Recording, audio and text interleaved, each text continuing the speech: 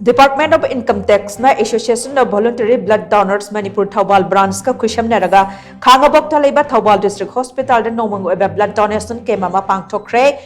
Thoramadu ke sarukam oina hospital adu conference hall se awareness program mama Pangthokhre Thoramadu de income tax officer Imphal Sanasam Sasidananda Imphal ward number 1 gi income tax officer Wahengbam G10 ward number 2 gi income tax officer Moirangthem Rabisandra ward number 3 gi income tax officer Naurem Sanayama Thoubal District Hospital MS Dr. W.